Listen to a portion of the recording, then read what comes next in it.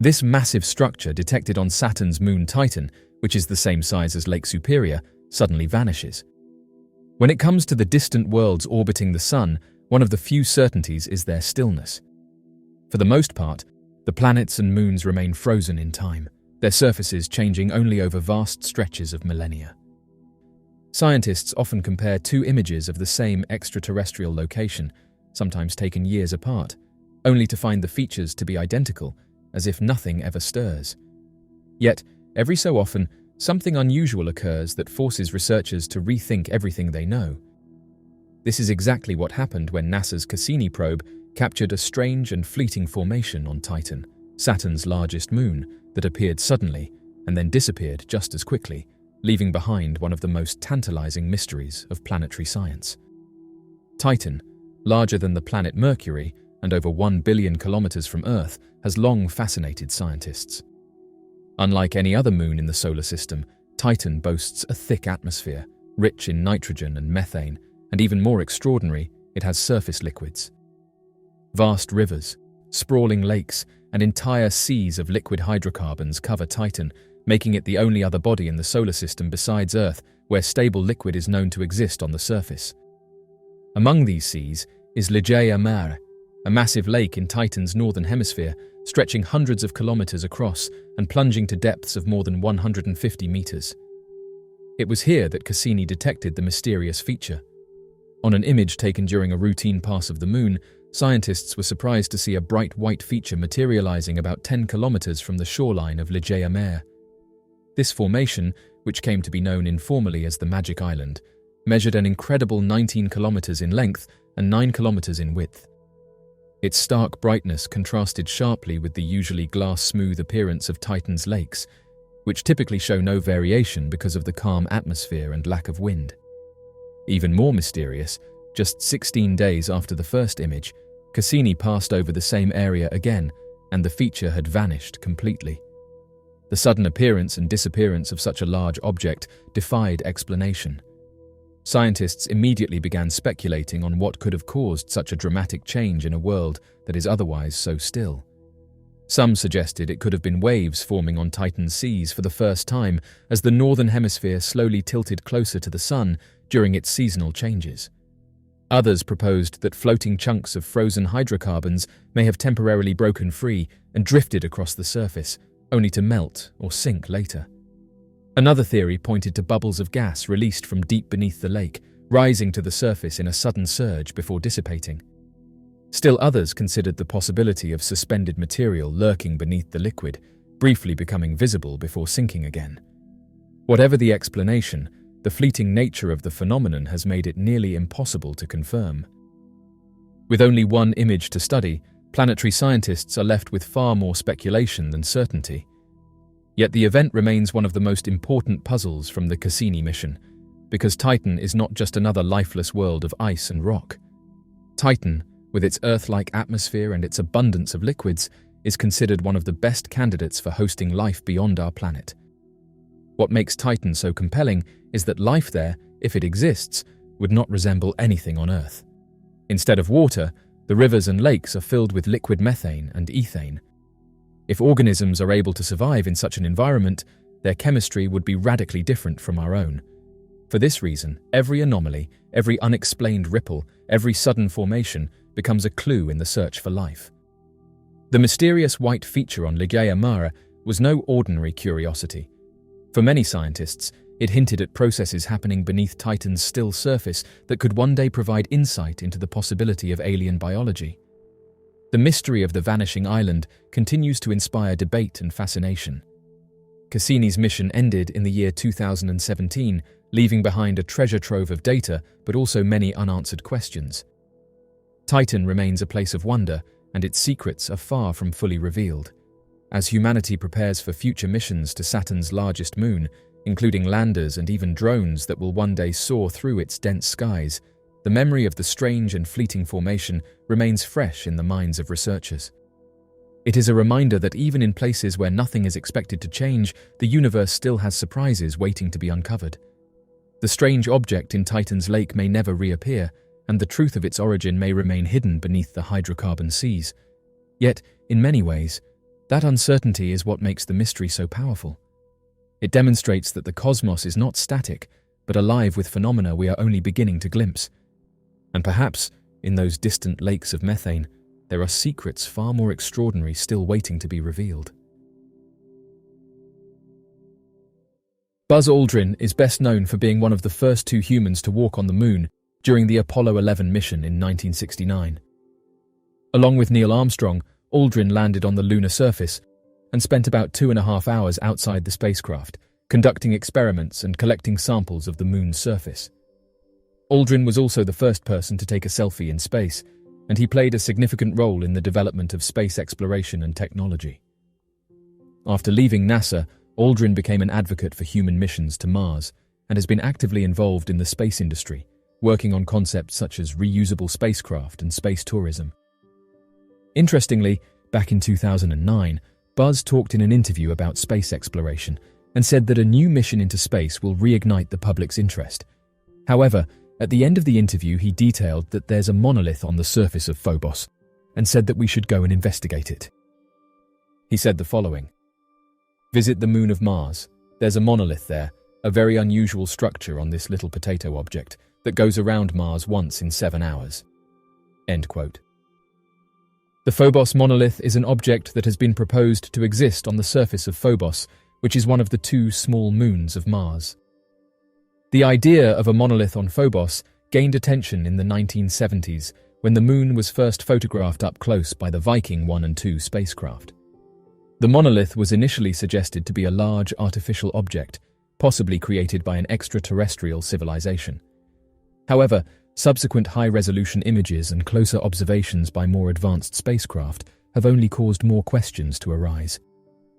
Today, most scientists believe that the Phobos monolith is simply a natural geological feature, such as a large boulder or a rock formation, that appears unusually smooth and rectangular in shape due to erosion and other processes on the moon's surface.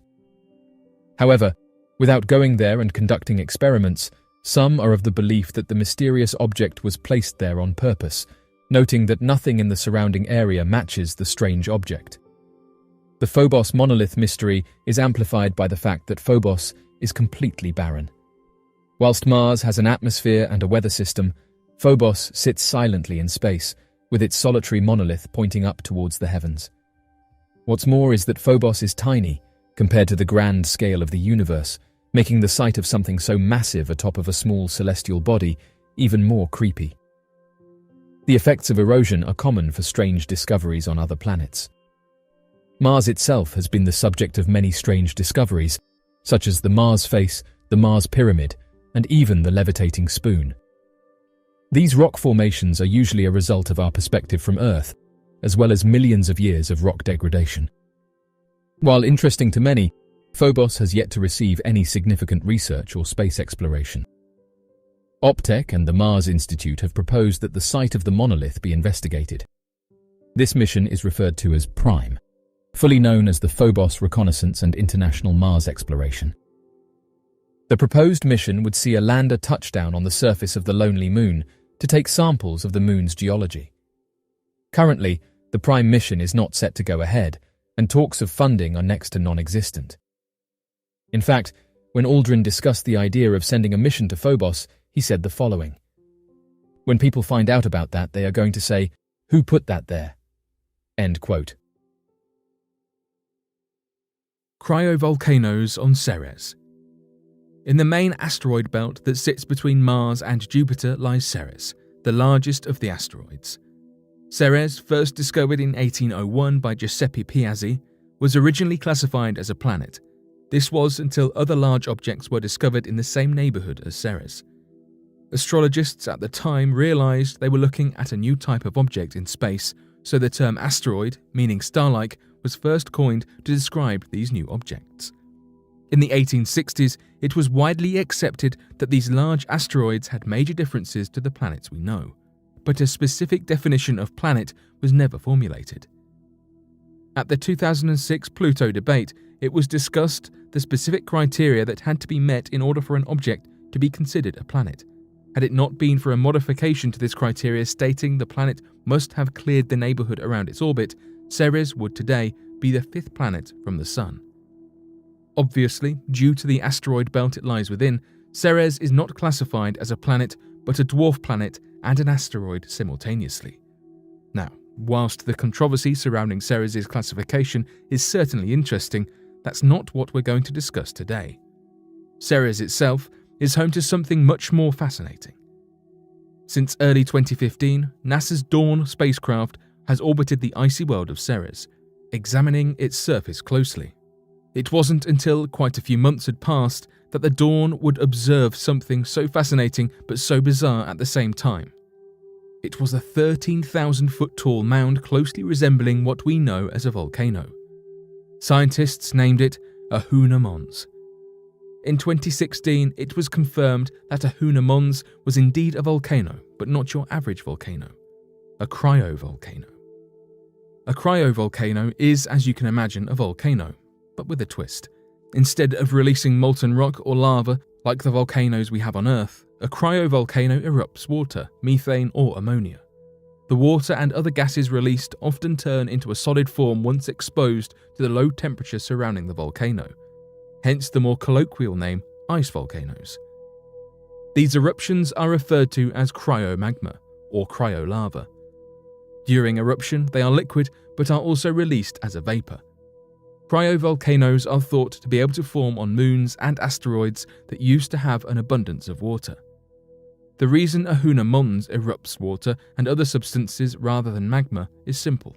The temperatures on Ceres are simply too cold to melt rock, but warm enough that ice can melt.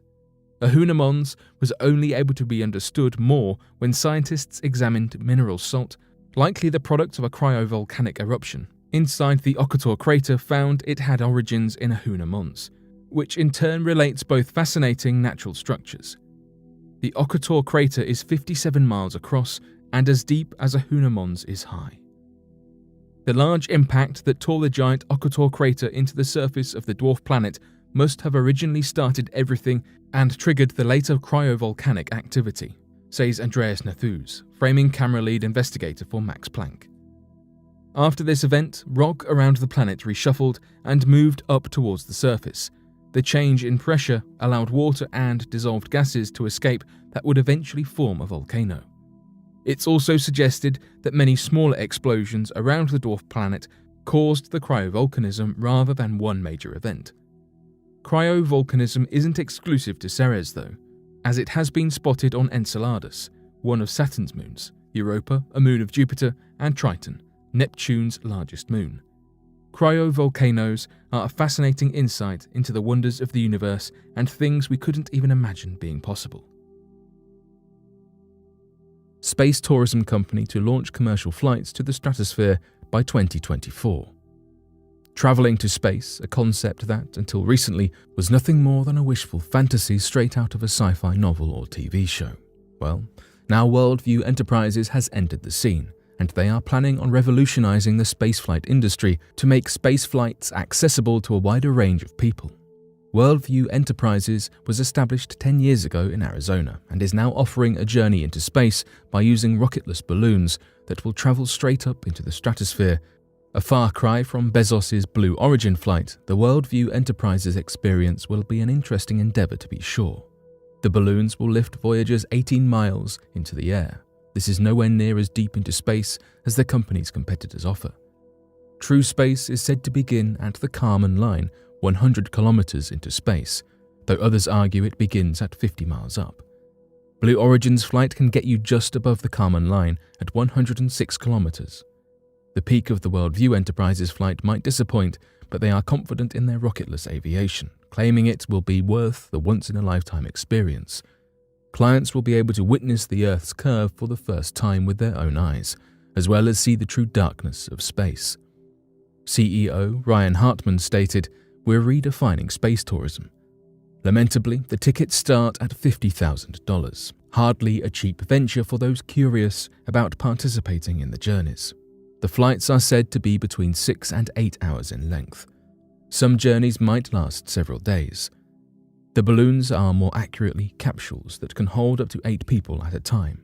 The company is planning on operating 100 flights annually over various historically or culturally important landmarks that will supposedly last 5 days.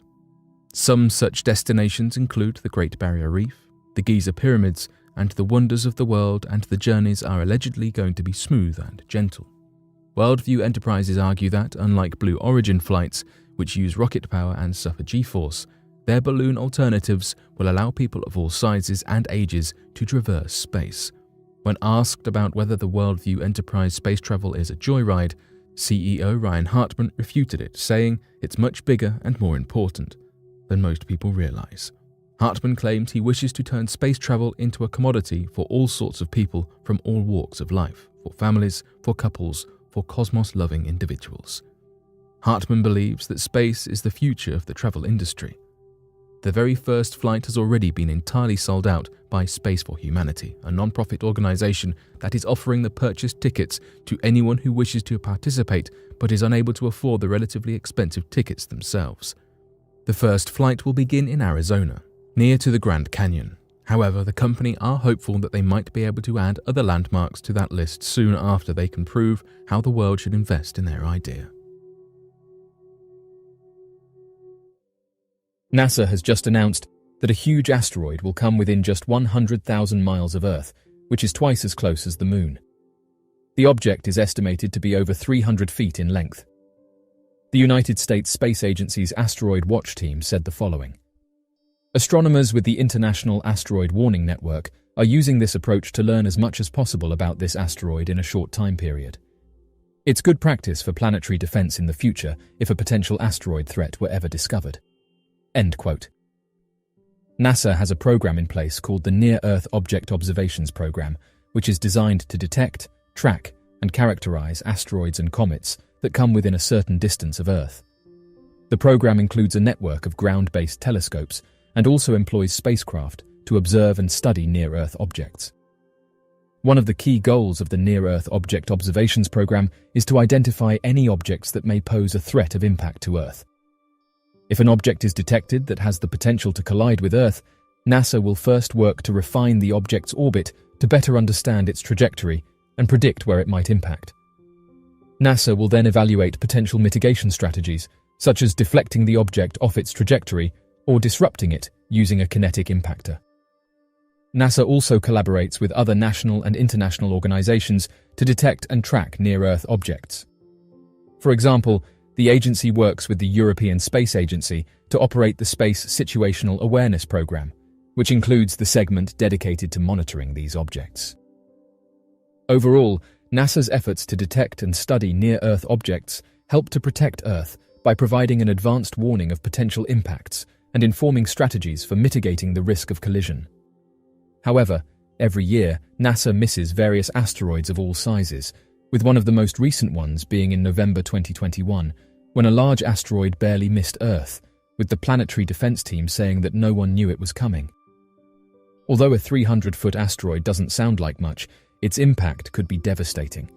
The effects of a 300-foot asteroid impacting Earth would depend on several factors, such as the composition and speed of the asteroid, as well as the location of impact. However, generally speaking, such an impact could cause significant damage and potentially loss of life. If the asteroid were composed of a relatively dense material like iron, it could have a high kinetic energy upon impact, resulting in an explosion-like effect. This could cause a large crater to form and eject material into the atmosphere, potentially causing wildfires and other forms of damage. If the impact occurred over an ocean, it could cause a tsunami, which could devastate coastal areas. In addition to the immediate effects, an impact of this size could also have longer-term consequences. The material ejected into the atmosphere could block sunlight and cause a cooling effect, potentially leading to crop failures and other disruptions to ecosystems. Furthermore, the impact could release large amounts of dust and debris into the atmosphere, which could remain there for years and affect global climate patterns. Astronomers describe a rare Black Widow star system. A new study describes a unique astronomical object called the Black Widow pulsar. The star system named J06102100 is about 10,000 light-years from Earth. It was discovered in 2003 after scientists noticed periodic pulsing in the area. Scientists decided the system was a pulsar. A pulsar is a collapsed, highly magnetized star that rotates very quickly. They shoot out electromagnetic blasts out of their poles. So, if their pole is facing the Earth, we can see the light in space, but it quickly goes away as the star spins. For example, J06102100 flickers every 3.8 milliseconds as it turns around. The object was named after the black widow spider that famously eats other spiders of a smaller size.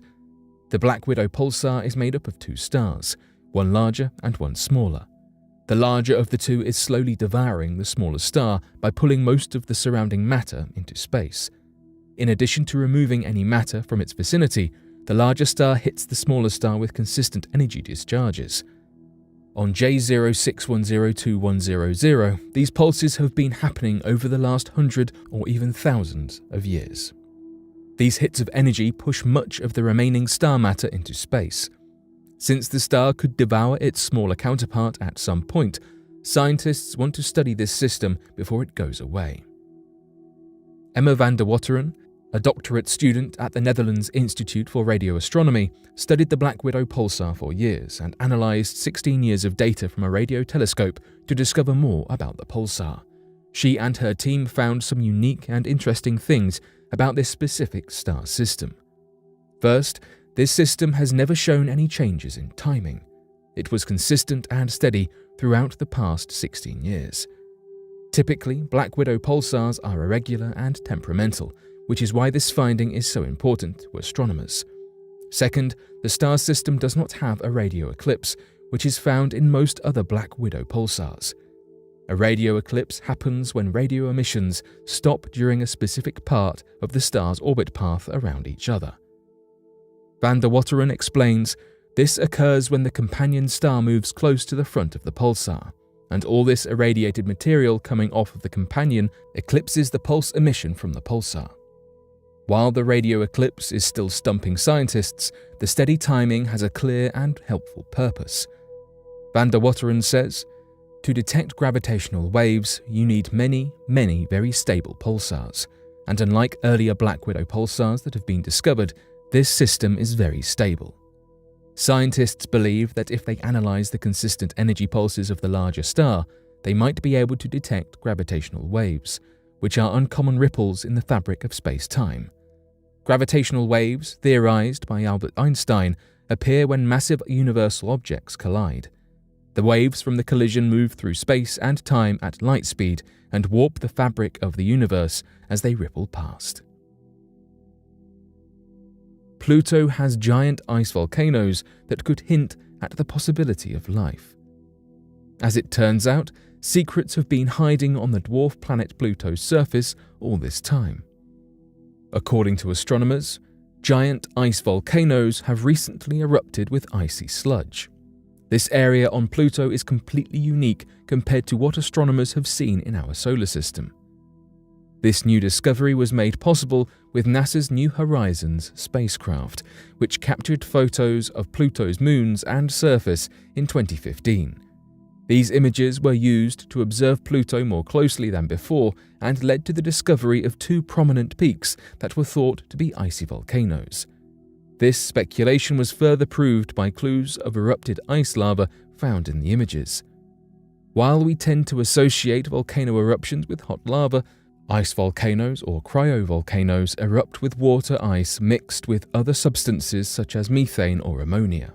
For years, astronomers have been searching for evidence of these cryovolcanoes on other solar objects like the dwarf planet Ceres and Saturn's moon Titan. As Pluto has been long suspected of having cryovolcanoes due to it resting on the frigid edge of the solar system's Kuiper belt, these photos provide more evidence for their existence on the dwarf planet. The eruptions of slush are also expected to keep their shape due to the average temperature of Pluto sitting at minus 387 degrees Fahrenheit. According to the author of the study, Kelsey Singer, the icy material was probably more like the texture of toothpaste when it first erupted out of the ice volcanoes, but due to the extreme temperatures on Pluto, the liquid water quickly formed massive domes found on the region.